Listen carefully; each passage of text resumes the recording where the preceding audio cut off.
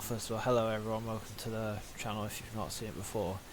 And basically today's video is going to be about how to get yourself secure online. I've probably already done the intro by now, but oh well. So basically we've got a virtual machine here, which if you don't know what that is, it's basically just a fake computer that's running on my computer. And we're going to be making it secure. So at the moment it's very weak. It's got username is A, password just A. It's a local account though, so it doesn't really matter. But basically I'm going to go over how you can make yourself secure. Well, so the first thing I recommend is if you do have a really weak password on your system, like changing that. So I assume you can do that in settings. I'm not entirely sure because I've not really done it before because I always have a strong password on my accounts. I guess it's in sign-in options and PIN, that'll be it. Yeah, so then you can set up a PIN. So I'd recommend,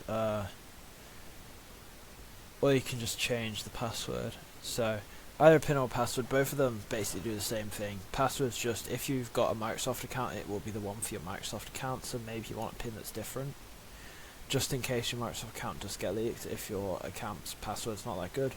But don't worry, we're going to solve that later in this video. So if you had a password, you'd want to probably set up a PIN. So I'd include letter and symbols because that makes it way more secure than just numbers. Make it something like decently long but memorable, like my win VM, and then I'm gonna just put a number at the end, like 55. Why not? Okay, awesome. And you could add a hashtag to it. So if I add a hashtag to the front, just to make it a little bit more secure. This is not like an exact guide. You should definitely not copy this because loads of people will know your login. So then you got a PIN, which is better than having it the same as your password because then they have to guess two things if they want to get into your system. And honestly, in this day and age, I'd recommend making it longer than that because if you go over to our browser here, there's websites where you can test. Sorry, let me close that. Testing website, there we go. So we got password strength meter, here we go. So if we type our PIN that we just created into here, we'll get an estimate to how long it would take a computer to crack it. Wait, it was that, and it was... Okay, so it would take 140 years to log into the system using the PIN we just set, which I'd say, honestly, that's not too bad. 140 years, you'd have to be very ignorant to not notice someone has plugged something into your device for 140 years. Also, I think they'd have other things to worry about than the USB stick. If they had to leave it there for 140 years, they'd probably not be able to do that. At least not with our current technology. In the future, maybe, but you know, still they'd be wasting a lot of time. Anyway, that's that. So set a PIN. That's probably my first bit of advice. So that when you leave, oh yeah, and when you do leave your device, I don't know what exactly this will do, but basically, if you press the Windows key, you know, the one that opens this menu, if you press that and L at the same time, it'll lock your device. I'm not going to do this because I think if I do that, it'll lock my main system just because I'm on VirtualBox. So not entirely sure how it would work, but basically it does the same thing as lock, which basically just gets you to enter your PIN again. So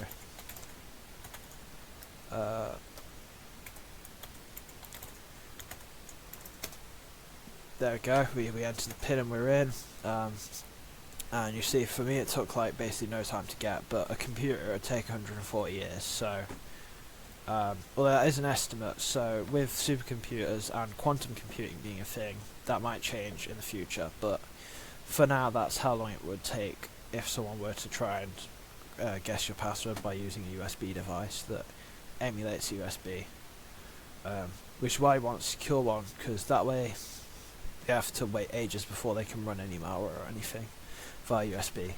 So I guess that's the first thing. Let me get my scripts up because I had a whole plan for this. Okay, have we finally got a browser? Because I can do with a browser for the next part. Bruh, I click install, it does the whole thing, and then it doesn't even install. What is this? As you can see, we don't actually have Edge on here, which is good. I like it that way. This is because this is a special version of...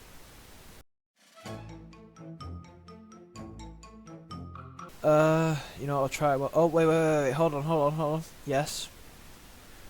It's done. It was very confusing, but now it's done. We got a browser on here. Awesome. It doesn't have a browser, so we'll set it as default. So we got Brave, which is my personal browser that I use. It just has a bunch of cool features, which I'll talk about later on. Anyway, so the first thing we want to do is, if you don't already, because most of you probably have a strong password by now, yeah, or something that you think is decently strong, I'd recommend getting a password manager. This is a free one that I've not tried before, but I'm going to try it today. I'm going to be using that password strength testing website to test the strength of the passwords made by them. And basically that's the first thing. So what we're going to do for this is we're going to want that open on the other thing, so I'm probably going to have to search it up. Either way, I just, basically what I did was I searched up Proton Pass in my browser and it was the top link. And then I clicked create free accounts. It asks for email address and passcode. So what I'm going to do here is, because I don't want to give it my actual email, this is another thing that's a good practice, by the way, when you're signing up for random websites. Although for your password manager, I would recommend that you give it an email that you have access to, like your main email or something. It's just for the purposes of this video that I'm giving a temporary email, because this is not my main device. I'm not going to be using this password manager. I have one that's better that I use daily. So let's copy that. Actually, I don't think I can I can't copy and paste into this because of how it's set up.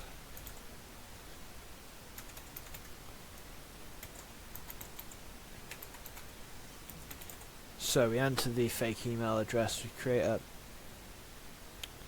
Oh. Okay, well, to be honest, that's probably for the best. Well, in that case, I'm going to have to pause recording for a moment, so I'll probably be back in a moment once I've set up the password manager. There we go. So I'm just going to make sure that the password's actually secure.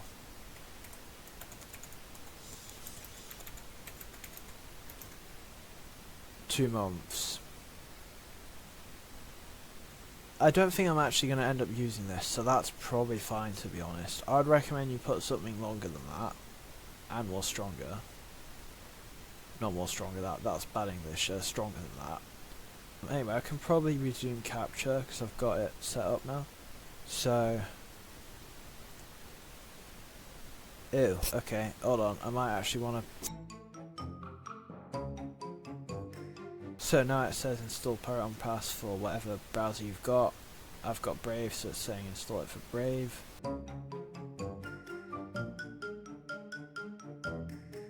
Oh yeah, it's okay, because I'm on a virtual machine. Yeah, don't worry guys, if you're doing this on your actual machine and following along, you'll be fine. You should be able to just see it. It should just work. Okay, so it's on there. So they say we should pin the extension, which we will do now. And then connect to my Proton account. Bruh, okay, I'm gonna have to edit that out. It's fine, my editing skills are alright, I'll edit that out. Okay, there we go, awesome, right, we're in. So, I'll probably resume recording now. So you can choose whatever theme you want. I'm going to go automatic so that it stays with the same thing. So we can create all sorts of stuff here. This is all for free, by the way, so it's quite cool. So we're going to be using this for the rest of the video if we need to log into stuff. We're going to be using this as well as other things. So yeah, this is a good idea to have because it's free. Password managers are generally going to improve your security by a lot because the passwords they generate should be good. I'm assuming it generates passwords. Can it generate them? You can generate them. Bruh, okay, that does not look good, but okay, random password, if you do 30 characters, that should be fairly secure. So if we go like just fill password, I'm gonna call it test Create login. We're going to copy the password. I assume you can just, oh, you just click it to copy it. That's kind of cool. Slight problem. Okay, wait, no, it's fine. We can open the password tester on here. There we go. Opening that. Oh, it's asking me for a captcha, isn't it? Oh, no, it isn't. Okay, so then if we paste that, 1 billion trillion years. Yeah, I think that's probably secure enough for any website that you could possibly go on to. And the good news is you don't have to memorize it. You can just click on here and copy it and then paste it in here when you're ready. When you're trying to log into something. I assume it also saves the ones that it create. Like, it also gives you suggestions and stuff. Either way, it's not too difficult to just click here and click create or whatever it was. Where was the? How do you go back to that original menu? This is just because I haven't used this, guys, by the way. When we want to use this a bit, it'll probably be easier. Oh, that's how you do it. You can click that to create a new thingy. You can create 10 aliases for free. That's kind of crazy. Dang, they've been giving a lot for free. I don't usually look for free stuff, but this is kind of crazy. Anyway, so that's my first piece of advice. Use the password manager. Then, with emails, I would recommend that you be vigilant and keep an eye out for scam emails. So, I'll go on to ways to do this later. I think that's probably all I'll say for now. But the next thing is going to be to create a fake, like a temporary email to give to websites, which is, I've kind of already hinted at that with this, which is tempmail.org. Gives you a temporary email. I'm going to refresh it. Should give me a different email theoretically. Either way, for now I guess we'll keep that. So, right, what was the next thing? Throwaway email. This is a way to have that.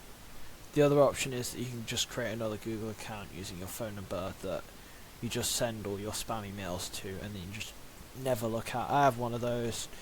Fairly simple, fairly easy to set up. Not really much like challenge in it, and also it's permanent and it's yours. So yeah, if you do sign up to anything that you want to log back into again, you can use the email for recovery and stuff, which is the one thing which is better than this. Otherwise, I'd use this like for, let's say for like websites where you have to you know, like news websites where they require you to give them your email or something to view for free. This would be useful for. I don't know examples, but you know what I mean. Anyway, so the next thing is a thing called Molthan-Hill, which we have in our browser here. So actually, I'm just going to go on to that here. I don't know where. Can you guys actually? Oh, you can see my cursor. Okay, that's good. So this is AI. You guys have heard of AI, right? Basically, computers like learn from stuff and they then react based on that. That's very basic description, very bad description. It's a Sunday, what do you expect? Anyway, basically what this does is you can upload images and text to it from like stuff that you think is suspicious, and it will tell you whether it thinks it's suspicious or not, based off of like the tactics and stuff.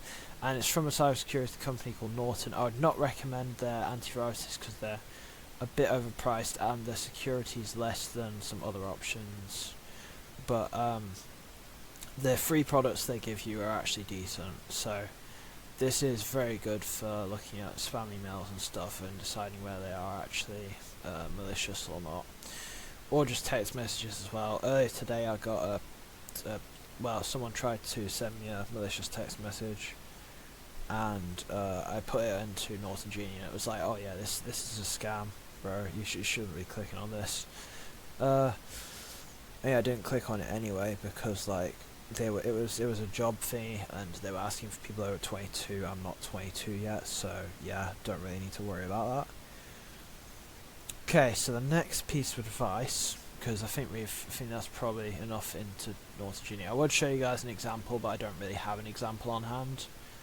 I don't really collect malicious emails, or at least as far as I know I don't. I could copy some from my second email account, but I don't think any of those are actually malicious. I think they're just spam, basically. So the next thing is to use a VPN to encrypt your web traffic. So I think we got a VPN somewhere here for that, or at least we should do. Give me a second, guys. Just got to figure out where the free VPN that I was looking at is.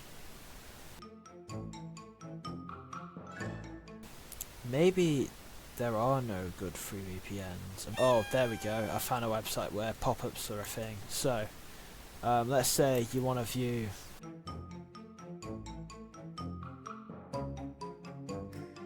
Oh wait, you guys couldn't actually see that. Okay, let me show that then.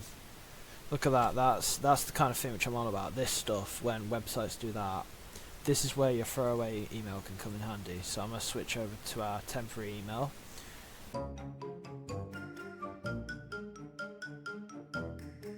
So, either way, free VPNs. So what I found out from my research off like screen share, is that basically there's not really any good options. You can get there's some free VPNs, but I'm not sure actually how secure they are, so I don't know whether I could recommend them. I have no idea whether this is actually free. I guess we'll try it out because we have free. We do have free. Okay, that's cool. So then we can give them our throwaway email, if that'll even work.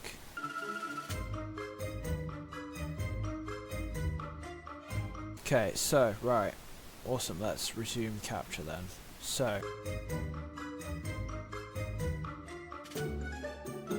let's see what I'm doing. So I went to download the thing. Let's minimize all these windows. We don't need all these. Oh, username and password. I've got to copy that across then, haven't I? We're going to use the password manager here because we just can. Does it say the password's already been leaked? To be fair, I did give it a very insecure password. I would recommend you give it a way more secure password than the one that I chose. Definitely. So right, we're on. We don't care about that. We can figure this out ourselves. Just quick connect. I assume just connects you to a location. Romania. Okay, interesting. It thinks I'm close to Romania apparently. Guess I am. Guess I'm Romanian now. Not entirely sure how they speak there. Don't really want to insult anyone, so I'm not going to attempt to speak like they do.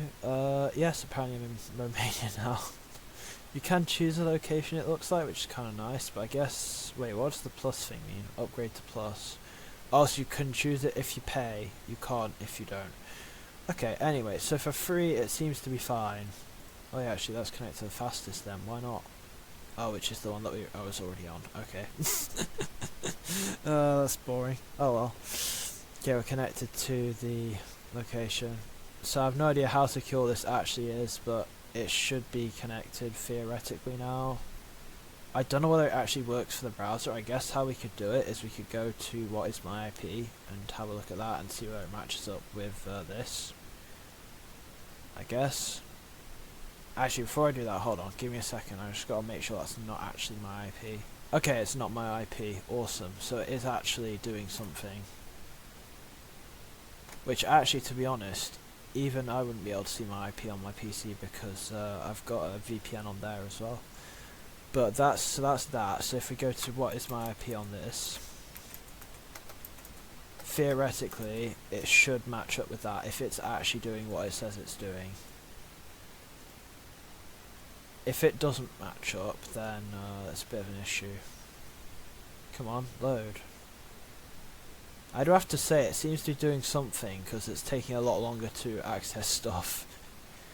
So it uses WireGuard protocol, which is kind of what other VPNs use, so I guess it's probably decently secure. I wouldn't trust it with everything though. Like I'd say it's probably better than not using a VPN, but I wouldn't say it's like completely secure. Let's see, what does it actually hide our IP address, or it does? Okay, that's crazy. So this actually kind of works. Now I don't know how well its encryption works. I don't really know how to test it. Well, actually I kind of know how to test that, but I can't bother to do that. Also, I don't really want to show that here. But that seems to work then, so that's kind of cool. So we got a VPN that's now hiding our IP address. So what was the next step? So that's going to be that's already going to help. If you want to know a good paid option of a VPN, I would recommend Surfshark, because it gives you a VPN, an antivirus, a thing that allows you to create like temporary emails, just a lot of different good features. If you look at the pricing where they show it, there's a way to compare, and then you can see all the features. Yes, they give you all this sort of stuff. Either way, this is not an ad. I'm just showing this because, like, why not? Yeah, it also removes ads, which is kind of cool. Which brings me maybe on to the next thing. Yeah, the next thing is to use an ad blocker. So I know that the best free one is probably uBlock, because like everyone uses uBlock. Yeah, uBlock Origin. Everyone uses this. My friends use it. They claim it's good. I don't really use it because I just use a browser that has built-in ad blocking, which works insanely well. But if you would use one, like if you don't want to use this browser, which I understand everyone's got their own personal preferences, it is a really good browser though, so I would recommend you use it if you never try it out. But this would be how you would do it if you didn't use this browser. If you want to see that it's working, if we go to YouTube, we've also got our VPN, so it should theoretically, I spell it completely wrong. So we go to YouTube, we wait for it to load, and theoretically it does not know who we are because we don't have any data or anything, which makes sense because it's our first time using it. We could search for something, not entirely sure what people watch on YouTube. I'm going to search for the PC security channel because that's what I'd watch. Because that's one of the people I watch. I watch all sorts of different things, but this is one of the people who I watch. Let's see if you won't be able to see, like, you won't be able to hear the audio, but just put it on, see if there's an ad. There shouldn't be. Yep, there's no ad.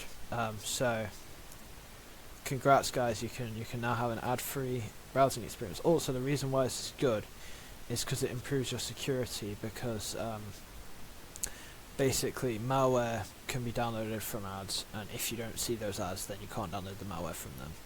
Because there's still links and stuff, which is probably well, these will be fine because it's from the PC security channel, but links are still something you need to worry about, which is where we go on to our next thing. So now that you've got your ad blocker installed, or you're using Brave, which is already pretty decent, you need a way to scan links and files, and now there's an online tool that's completely free for this, that requires no sign-in whatsoever, and you can scan unlimited amounts of files and links on.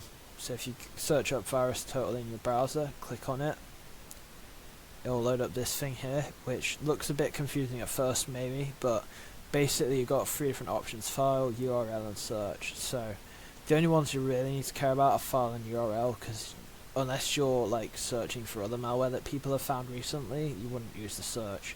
So file is pretty self-explanatory. You find a file, you upload it, and then it scans it with all the antivirus engines and tells you whether it's malware or not. Now of course this is obviously not malware because it's a VPN, well, or at least I'd hope it's not, because I just installed it. I mean, it's on a VM, so it would be fine, but still, I installed it, so it would be bad if it wasn't if it wasn't legit. But you know, it seems to be legit. Like, it scans it with all these different malware, all these different scanners. You know, see names like Bitdefender, Kaspersky, Malwarebytes, like literally everything. You've got all the different good antiviruses here that give it a scan, and they're like, okay, yeah, I think this thing's good. And then of course even the mobile things, which won't be able to scan this because it's not a mobile file, but yeah, either way it looks like it's all good. And here we go, the result, 0 out of 69 detection, and you can even get community ratings, which is what people in the community think about it. This guy's on about a different file that had something in it. Actually, I might want to check that. This guy also is on about a different file, I think. These will probably be files that are similar, but not quite the same. That seems dodgy. I don't think that leaks. I think that guy's got a malicious link in his comment. He's trying to trick people into going to a malicious website. And then there's also, it runs it in sandboxes as well, which tell you the Mitra rules and stuff. Which if you click on them, it does nothing because they haven't set it up correctly, but yeah. Basically, Mitra tactics are tactics that attackers may use, so you can see command and control, discovery, credential access, defense evasion, persistence, all of these which I guess a VPN would use. That's a bit worrying. I mean, it works as a VPN, so I don't know whether I'd trust this. As I say, I don't think I would trust free like VPNs, but to be honest, it seems alright.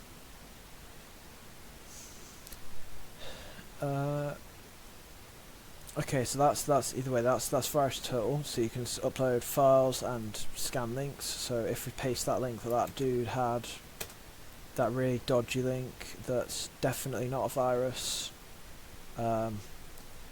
We should be able to see in a moment. Apparently it is fine, but I still wouldn't trust that. Oh, apparently it's already that was fairly fast actually, to be fair. That took like about a second to analyse it. As you can see, it scanned it with 96 engines and it got 0 detection, so it's probably fine.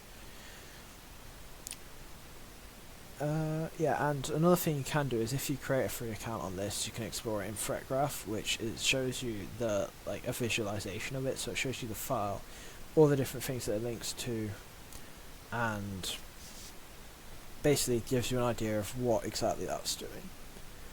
Now, if you're a business, you can even use this thing called any.run, which I cannot show because I'm not a business. I don't have access to it, but it's a great tool. The PC Security channel talks about it more, so I'd really recommend you check them out if you want to learn more about that.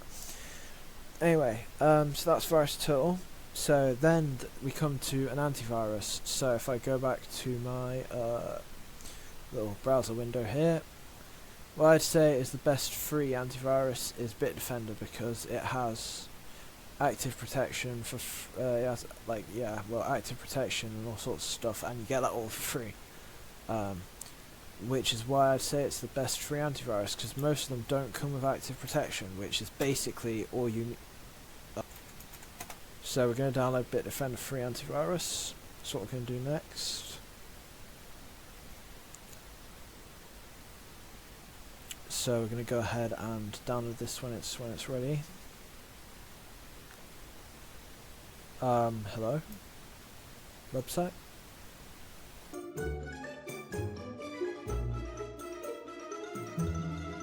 There we go. Okay, so the VPN seems to be blocking it, which is very dodgy.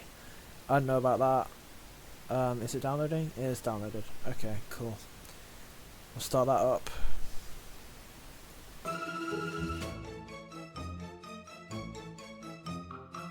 Bitdefender is what I would recommend. I wasn't showing that the whole time. I'm really sorry about that. In fact, I don't know how much of this you guys have now not seen, but either way, this is the I'd say this is. I already explained it. You will have heard the thing, you just won't have seen it. Basically, you want to go to bitdefender.com and just download it from there. I don't know why it's the US version that I'm downloading. Also, what you won't have seen is that this VPN seems to be a bit dodgy, because with it on, if you try to go to this website, it didn't load earlier. And does it load now? Oh, it does, it just takes a moment. Okay. Guess that shows my patience. Oh, and it even thinks we're in Romania because of the VPN saying that we're in Romania. Yeah. Oh wow, it does not have much capacity for transfer. It's already on 98% load and it's like doing nothing. In fact, I might have to turn it off again for a bit. So I might have to hide my screen for a moment so that I can get that done. Just because I don't want you guys to have to wait an hour for stuff to download. So I will say that if you do use the free VPN, the what's it, Proton VPN or whatever it is that I now showed, yeah, Proton VPN, I'd recommend that you don't use it while downloading stuff because it will destroy your download speeds. By normal I can get 28 megabits a second, but if I use it I get like 0.1 kilobit a second or something, which, if you know stuff about networking, it's a massive difference. Show the other thing. So we've got Bitdefender install.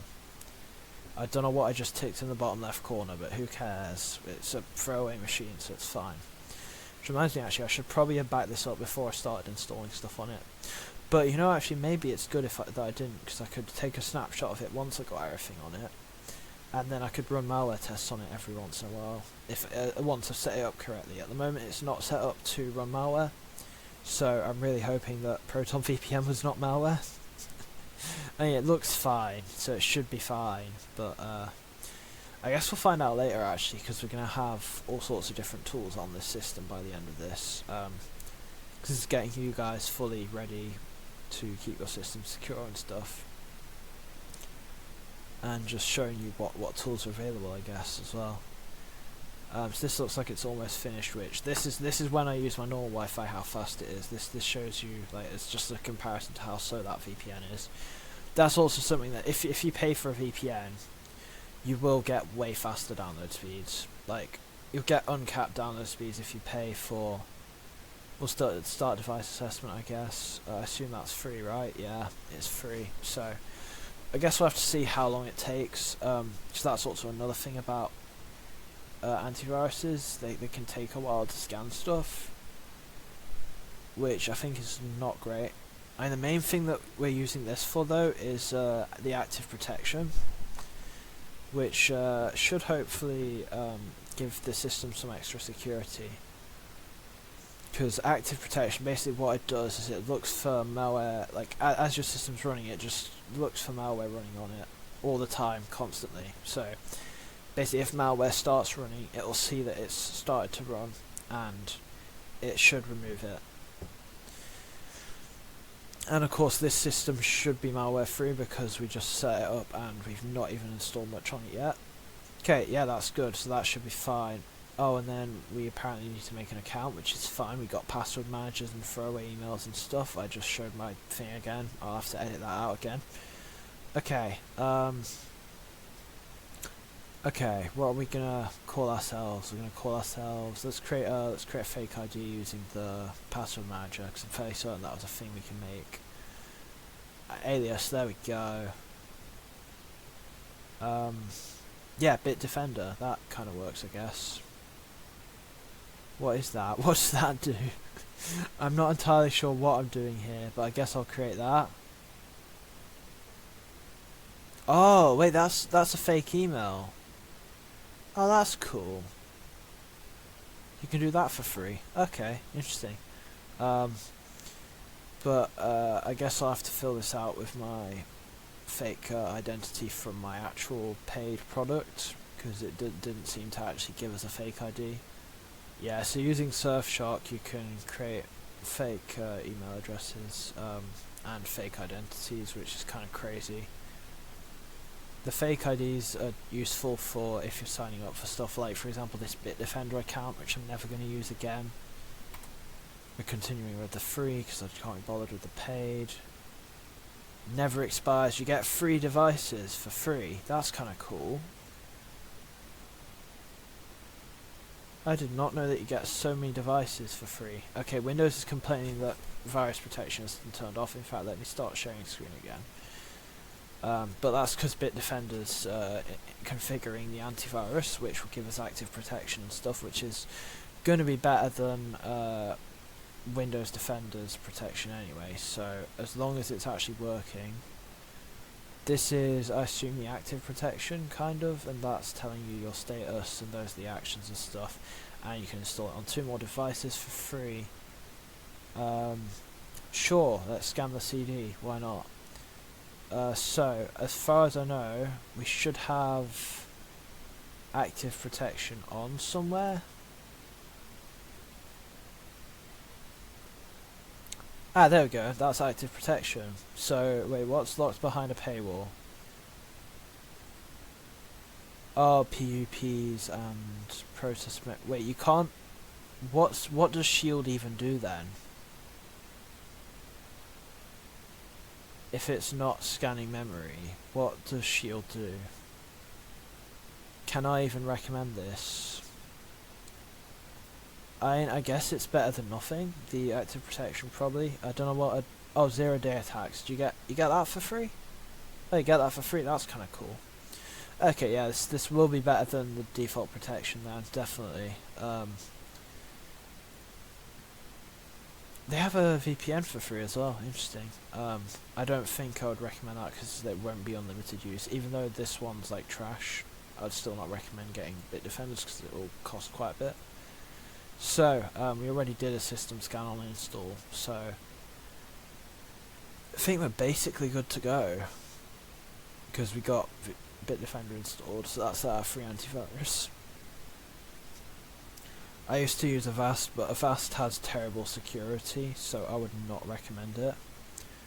Free analysis tools is the next step I have on my script apparently, so we're going to be looking at some free tools that you can use to analyse your devices. So this first one's called HXD, Hex Editor. Now this is probably going to be a bit confusing for you guys, because you won't know exactly what it's doing, but basically all you need to know is that if you got a virus on your PC or you downloaded it, this will allow you to see, well, kind of guess whether a file's a virus or not. So what some viruses do is they inflate their file size artificially, and what this can do is this can allow you to see that. So if we extract all, extract, we've got it here. Should take basically no time to set up. In fact, I'm fairly certain you can just run it on a USB stick if you really want to. So if you wanted to, you could install this to a USB stick. As you can see, it took like literally 1 second to install. So here we go, we've got our hex editor. So what we can do here is we can put any file in there, and you won't be able to understand what any of it says, but basically, well, okay, you can understand something like this program must be run under Win32. That's one part of it that we can understand. Then a bunch of gibberish, and then this is how a normal file should look. This is how a file that's safe and good should look. What a malicious file would look like is if you took this and you went like somewhere in the middle and you added a bunch of blank lines in. So let's say we go here and we just add like a load of lines of 0, which is not going to work because it's going to take way too long to do for me. But basically, if you add hundreds of lines of 0 in the middle, like literally a whole block of zeros, that would be a virus because it would have artificially inflated its file size. Don't know whether you can add it at the end as well. I might want to check actually. If we now look at the file, we can see that it's already increased by a good bit. It's like a good few kilobytes bigger. Of course, in reality it will be way bigger than the legitimate file because they'll have added gigs worth of zeros. It's crazy because the zeros don't do anything. You can't even run that anymore, I don't think. Yeah, no, you can't. But basically, it'll be inflated so that your antivirus can't scan it, and HXD can help you scan it. So that's the first of the free analysis tools that I'm going to look at. So the next one is from Microsoft actually, which is weird because usually they don't make good products, but they do sometimes. So if we look at Sysinternals, this is a Microsoft thing in learn.microsoft.com. And this is basically a bunch of programs that Microsoft has made that they couldn't be bothered to ship with Windows because they're lazy. And basically this is stuff like Autoruns, which I'll show you guys in a second. Basically, this is a program that will scan which apps launch on your system when you start it up, which in a way it's similar to startup applications, but it's more in depth. It shows you more like startup applications than the normal startup apps menu does. So if we put that full screen, you can see we got Bitdefender, got Proton VPN, got all the normal stuff that we expect. Don't even have OneDrive on here, which is nice because OneDrive slows down your system a lot. So if you do have OneDrive on your system but you don't use it, you can disable it here as well. Didn't know they did Mayor backups. I guess that's the thing it's doing. Not entirely sure what those two are doing, but who knows. Got Bluetooth apparently. Did not know that this device had Bluetooth. Guess it does. Yeah, so that's Autoruns, basically startup applications. You can also, what's great is, I don't know whether we can see it on here. Yeah, no we can't because we haven't enabled it. But what you can do is if you go, where is it? Here. That should not be grayed out. I don't know why that's, I think we need to run it as administrator before we can do that. Or maybe not. Scan options, there we go, that's why. Hold on. I have to wait for it to be done. Okay, now I can do it. Check virus total, submit unknown images, you want those two.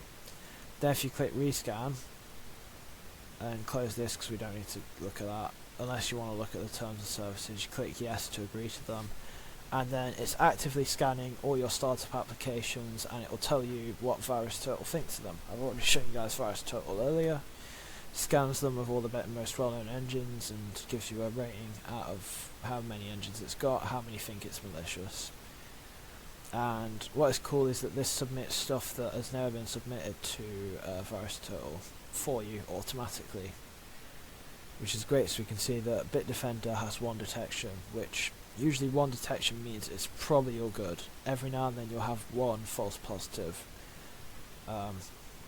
If you have more than that, you should delete whatever it is that you've got on your device here in your startups, in your startup applications. Yeah, so this system should be fine because, as I said, it's a clean slate. It's got basically nothing on it. Yeah, and it looks like it is, which is good, because if it wasn't, that would be a bit concerning. And then the next thing we're going to look at is Process Explorer, which is also in Sysinternals. So you could just download the whole Sysinternals suite if you want to, but we don't need all of the things, we just need a few of them. So Process Explorer, basically what it is, it's better Task Manager. So we've got Task Manager here, tells us what's running, what state it's in, resource usage and stuff,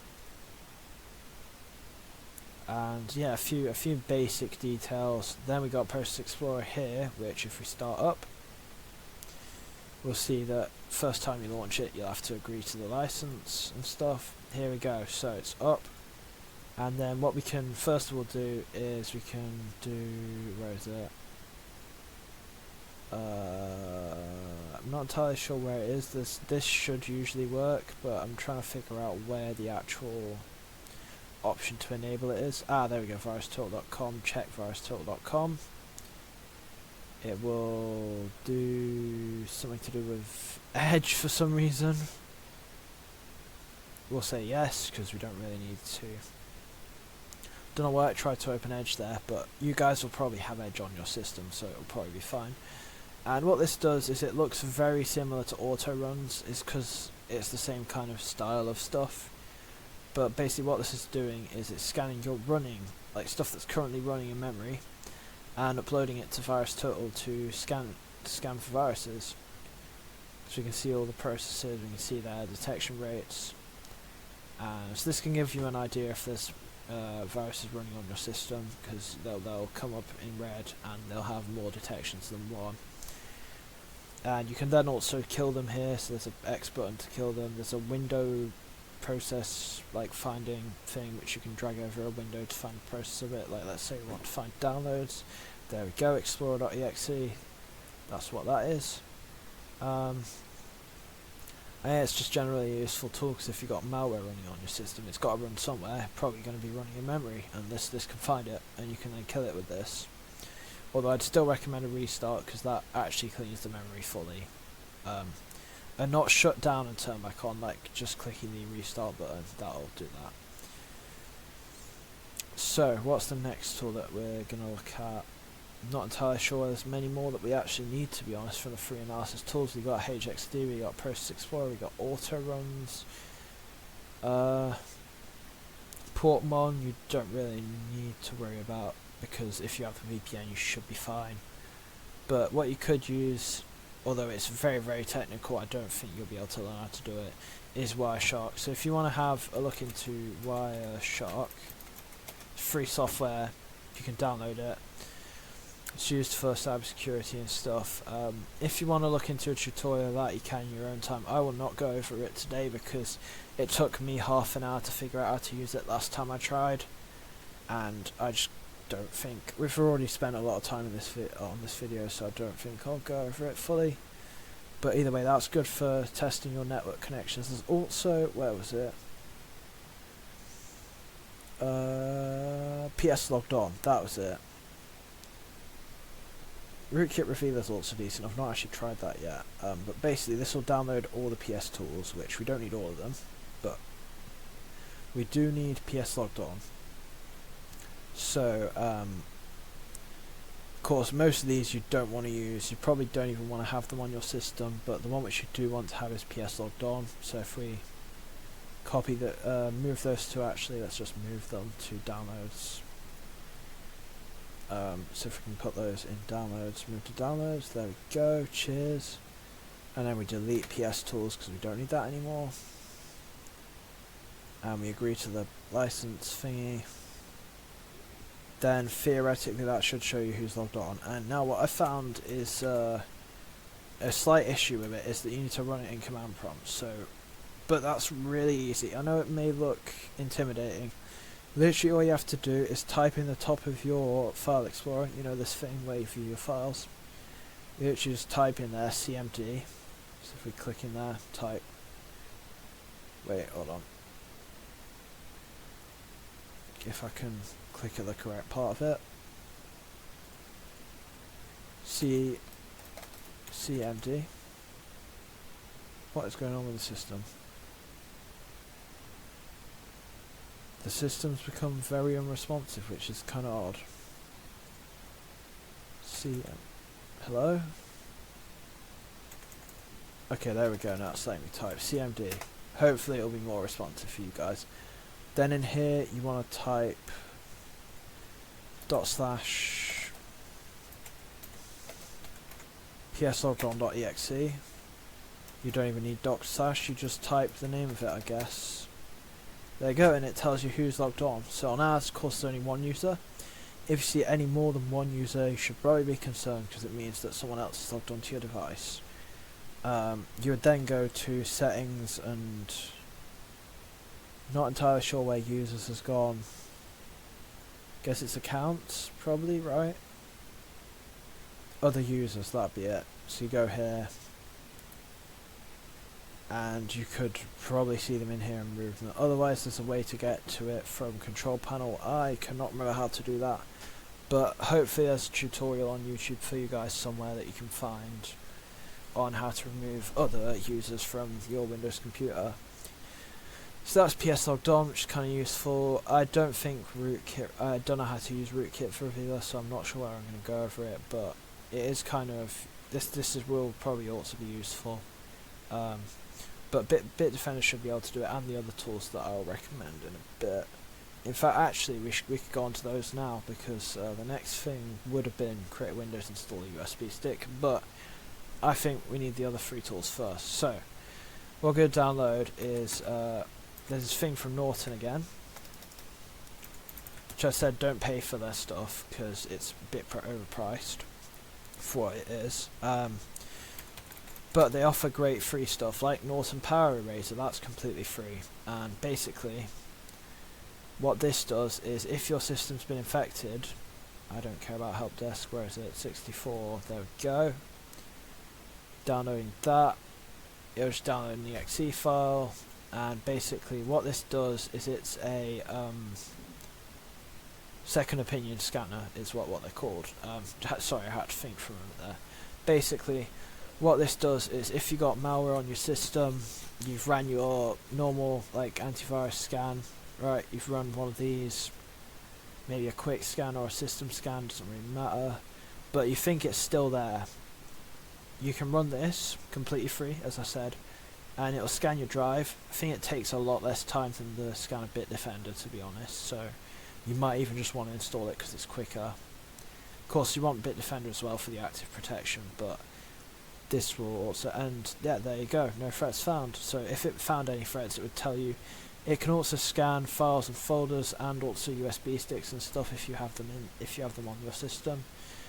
Now, the next thing I would recommend as well is Malwarebytes. I'm fairly certain they have a scanner that's free. Yeah, in fact, actually, let's turn on the VPN real quick again, because why not? Actually, no, we're going to have to download stuff. Oh, they have a free antivirus even. It's interesting. I can't remember how much you actually get with the free antivirus, but that's the virus scanner and free antivirus. So I think this is also fairly good. The thing is, I think it would take longer than Norton Power Eraser, but its detection rates are higher, so I would recommend you try it out. Thing is, it might be the installer. Yeah, it's the installer for the antivirus, and you don't want multiple antiviruses on your system because they can clash. So you really only want one of them, either Bitdefender or Malwarebytes. Anyway, so that's that, and then there was also something from Sophos, which will sound a bit. If you don't know what Sophos is, it's another cybersecurity company. Yeah, this I can't actually scroll. British hardware. It's not a hardware company. It does security. There we go. Security services and software and hardware. Didn't know they made hardware. Guess they do make hardware. Either way, they made a thing called Hitman Pro. So if we search Sophos, which sounds dodgy, but basically it's just can I get to it? There we go. It's just a scanner that looks for malware and removes it. It's basically the same as Norton Power Eraser, but it has one of the highest detection rates. And the cool thing is, if you do actually want to pay for it, it's only 20 quid a year. If you want to use the free version, you can use it. It's free for like 30 days. You just enter an email and it should let you use it for free. I don't know whether you can use the throwaway emails. I guess this would be the one case where we would hope we can. Let me see if I can actually get that working. In fact, actually, let's first start the scan and get to the part where we need the email. You can create a copy on the system, or you cannot create a copy. The cool thing is you can also run this off a USB stick.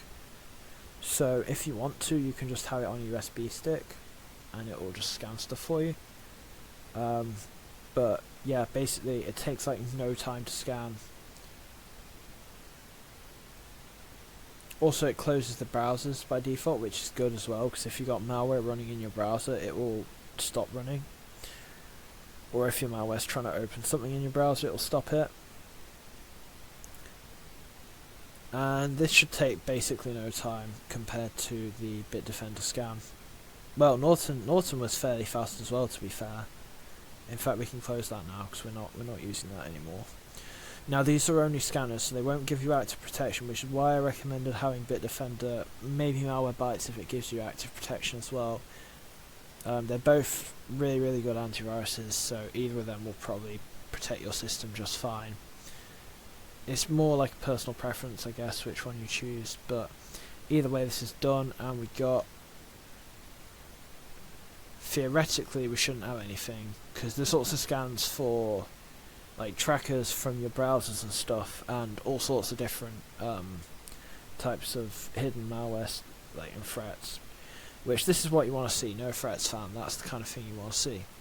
If you had any, you might need to give it your email, which I'm not entirely sure whether the temporary email address would work for that. I guess we can try and... We don't really need to though, we don't really need to try it out, but hopefully it would work. I'm not entirely sure whether it would or wouldn't.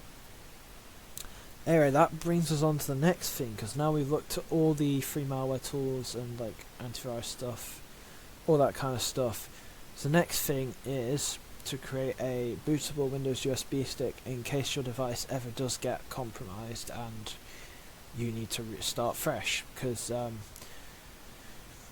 basically you'll want to be able to do that. Also, it's good for if Windows blue screens randomly anyway. Like if your computer randomly starts blue screening, you don't want to be stuck with no way to restore it. And so what you will want to do for this is you'll want to go out and buy a USB stick from a shop. Any USB stick, doesn't need to be anything fancy. Just needs to have a little bit of storage on it, probably about 8 gigs as a minimum. You can't even get those anymore though, so something more than 8 gigs is probably fine. Anything more than 8 gigs will be fine. I just realised I'm running out of storage space, but it's fine, we vibe with it. That's just from a video as well, that's a bit concerning. Where's VMware gone? There it has.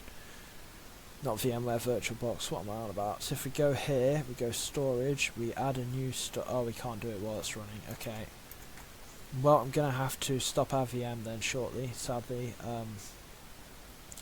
Actually, this is good, I can maybe turn on the VPN now, because... Actually, no, wait, no, we won't want the VPN on, because we'll want it to be able to install stuff.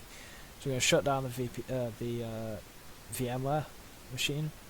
It's doing updates for some reason, not entirely sure why it's doing that, but I guess it is.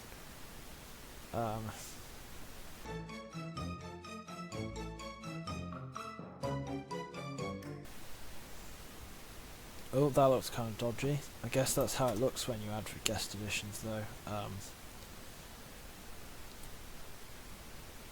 But yeah, what this should do theoretically is it should let us use our USB stick correctly.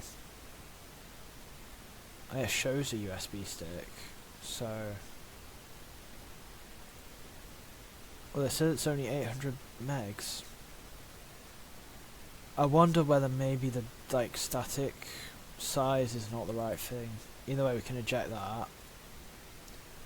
And I guess I'll have to create a new version of the USB stick because it just hasn't worked. Unless we can do partition. Unless we can like change the size of it in Windows. Disk 1. Oh, we can initialize it. Okay. New simple volume.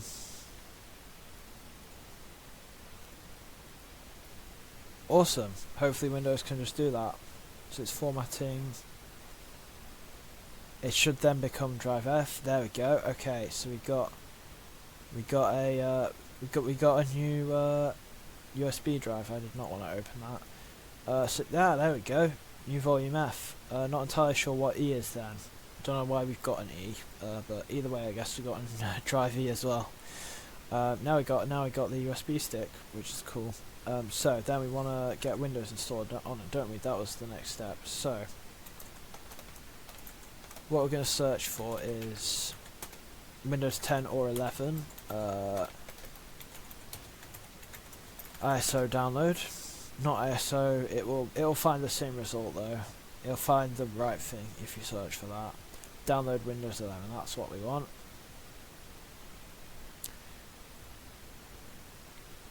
And now another way you can do this, which is actually probably what I would recommend more, because this is going to take up a lot of space and it's going to install the full Windows 11, which if you look at mine, I don't have the full version. I'm missing stuff and it runs more efficiently because of that. Well, you can't really tell, but well, actually no, you can tell because it's using less than 4 gigs by default, with like all the extra programs running that we have running in the background. So what I've got something called Tiny 11, which if you've never heard of is basically just a version of Windows made by the community that's stripped down to have as little extra stuff on it as possible. So it doesn't have Edge, it doesn't have like Microsoft Store, it doesn't have any of the default Windows apps installed. These are just links to stuff that don't work because they're not installed. It's just basically the smallest version of Windows you can have here fairly certain there's like on here there's like just a installer or something. I'm fairly certain you can just download the like installer, or well, no, it was the ISO. You download the ISO and then you burn it to the thing, which I guess I will do because this is meant to be a tutorial. So I'm gonna download that. I'm gonna save it. I'm gonna wait for it to take an hour to do because actually that's not too bad. What's our internet speed on here? That's actually, that's actually. It's terrible for my Wi-Fi, but for a free VPN, that's not bad. Earlier on it was terrible, but that's not bad. Still, it's going to take an hour, which is kind of crazy. I might not download it that way because I've already got the file, so what I might just do is I might just try and figure out a way to just get it on here. Either way, you download that, and then theoretically you can use the software to burn it onto the thing. There's a YouTube tutorial that tells you how to do that. Not sure where it was or how to get to it. In fact, let me see if I can find it. No idea what that message is about. Where are we? We're Netherlands. That might be why, because it might think we're in the Netherlands. Burn. What was it? ISO to USB. There we go. That's what we're trying to look for. There we go. This would be the right type of thing. Any of these would be fine. You just want to look at one of these, and then using the Tiny 11 ISO, you want to burn it to the USB stick, which will create you a Windows installer, which is something that I recommend you have for if your system gets compromised. You can then like basically reinstall everything. Then the next thing I would create, which I would need another drive for, so I'm not going to bother to make one, but basically it's a backup of your system regularly. So you want an external hard drive. I've got a 4TB one connected to my PC, which I'm running this VM off of.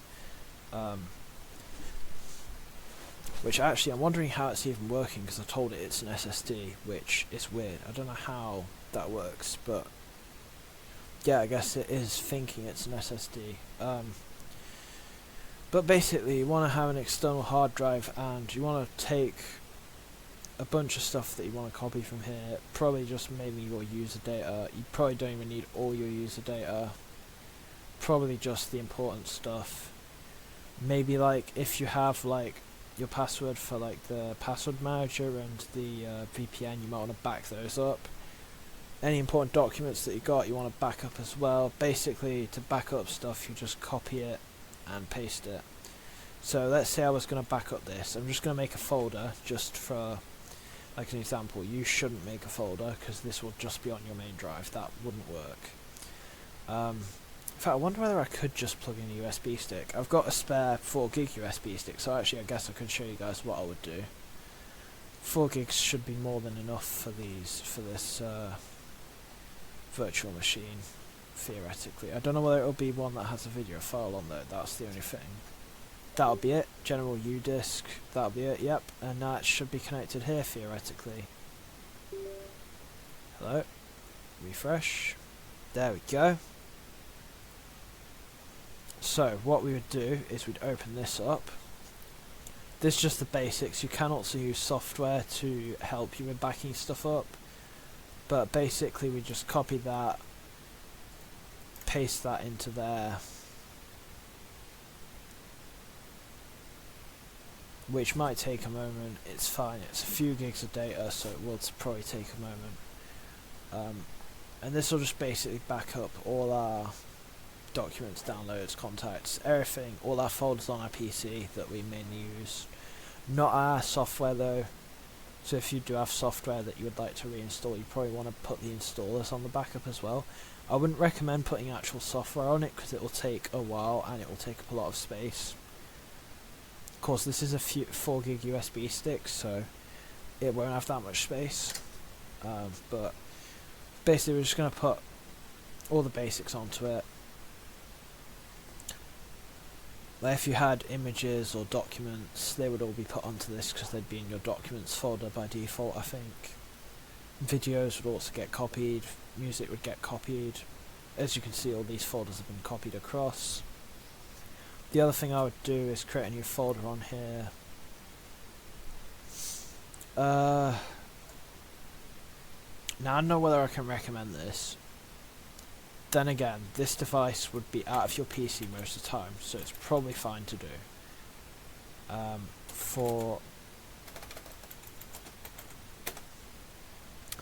This is going to be, we're going to create a text file here.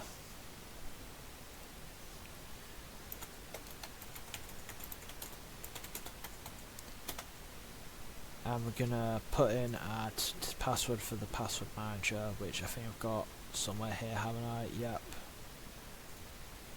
Which is going to be in plain text. I made it like the easiest. Wait. wait, hold on.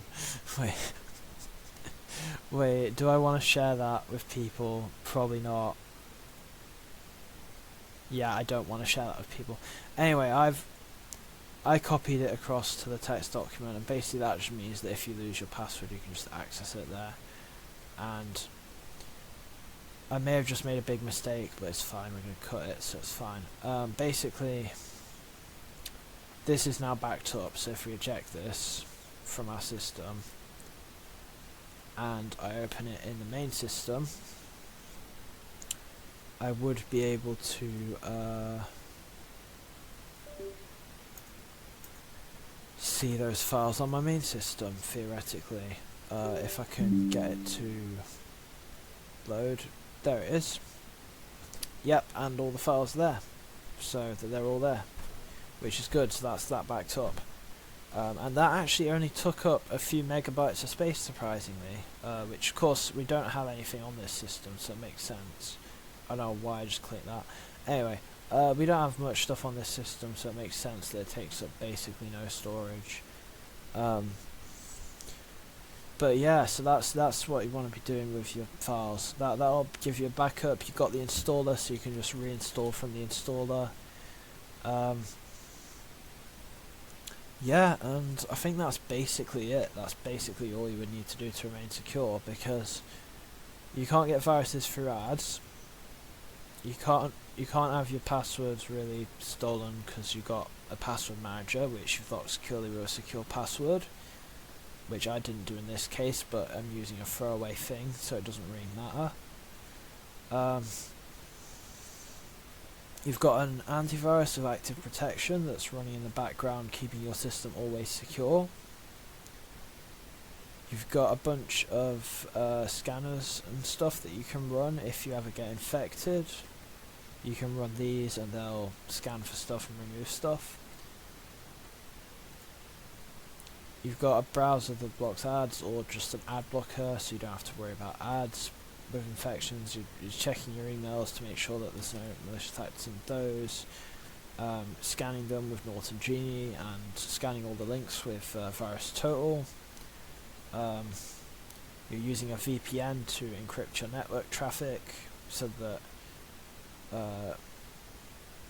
you don't have to worry about people being able to access your network traffic without, well, just easily, because it's encrypted. And you should be all good now. So you should have all the security stuff that you need, as far as I know. This is basically, I don't see how you would need anything other than this. Oh, it's given up on signing us in, apparently. There we go, it's worked again. Yeah, and you've got a throwaway email thing, which hopefully will work for you guys. For me, for some reason, it didn't work. Let me see if I can, like, sign up to, like, Agario or something with it. If it'll actually load. I don't know how well it'll work over the VPN, we'll have to see. Should be fun. I think Agario can run on this system, right? It's got like the lowest end well, it's not the lowest end system ever. It's got 8 gigs of RAM. It should be fine. Okay, here we go. So if we create a free account, free coins. Should I click that? Just for the lols. Hold on, let me first make sure that this isn't gonna somehow get to my main system. I mean, it's got no access to my main system except for through the network, which is a bit of an issue, but I guess we may as well click that. Feature is not available for guests. Okay, well, we'll sign in with Google then. Which I don't think works, unless it does somehow. Actually, I wonder whether I could just... They don't have a thing to sign in with email. Okay, well, it was worth a try. Does anything have an email sign-in? Test... I don't know. What do you sign into with an email? Oh, Virus Total, actually. We could try signing up for Virus Total. Just as the last thing. Just to test the... I totally misspelled it there. It still knew what I was searching for anyway, so it's fine. Oh yeah, that reminds me actually, the other thing that you could use, before I can... You know, I've been going on about Norton stuff all the time and how you should only use their free stuff. Their search engine is actually alright as well. Basically, I can't remember what it was called, Safe Search, that's the one. So you can either just use the website or you can install the extension, which will make all your web pages into it. Now, I would say it's very difficult to find accurate results using it, but it gives you a rating on each website, how likely it is to be malware or not, and that's based off the antivirus scanning the website.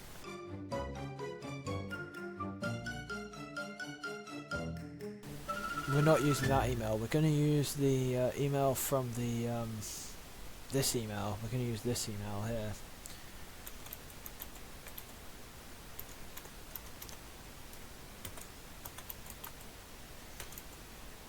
Min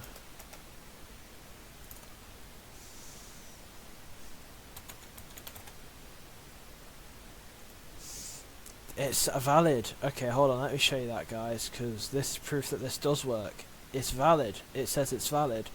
So we're going to call this test. Wait, we've got to add more than just test. Test 2025 VT, I guess, something like that. Oh, it's generated a password for us. There we go. And we can save our login to the password manager. We agree to the terms of service. We join it. Hello? Oh, of course, the I'm not a robot prompt, the classical.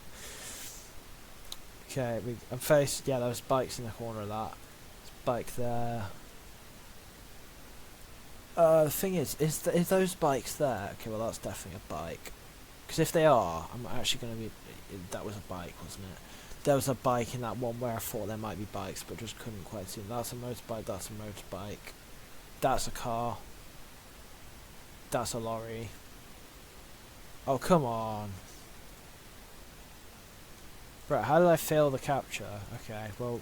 Yeah, that's one of the issues of using a VPN. You get a lot of captures because VPNs hide your stuff. Of course, we'll save it to Brave as well, I guess. Oh, there we go. We got an email. Look in our email thing. We got an email. So if we view that, it has to verify we're human again. I don't know how this actually works, by the way. So, but either way, there we go. We can activate account, and then theoretically, cool, we're activated. Awesome. So now in here, which I don't know whether you guys can actually see that. Probably not. Where's OBS gone to? There it is. Okay. Right. That's the wrong window. I want to hide this window, don't I? There we go. So we should now be able to log in theoretically. So if we sign in with that. Oh well. Okay, I think I did just about click remember me. Add, I guess. I thought we'd already... we're going to go to that one. Why not? I think that was the malicious link. So what we can click here now is we can go exploring threat graph. We don't need an introduction to it, I already know how it works, and we can see what it's linked to. So it looks like it's linked to one other thing. So we've got the main thing, and then we got it linking to that, which, can we recalculate it please? Thank you. There we go, so that's what it links to. So then if we open that as a report, that has slightly more detections, I think. Then if we explore that in threat graph, we can see that this is linked to a lot more stuff, including, is that a Czech IP address? Interesting. I did not know that. Whatever website this is, to be honest, I don't think I would trust this website anyway. Reference files, files that reference it. These are probably all malicious, I would assume. Either way, this website's probably malicious, which is why Norton Safe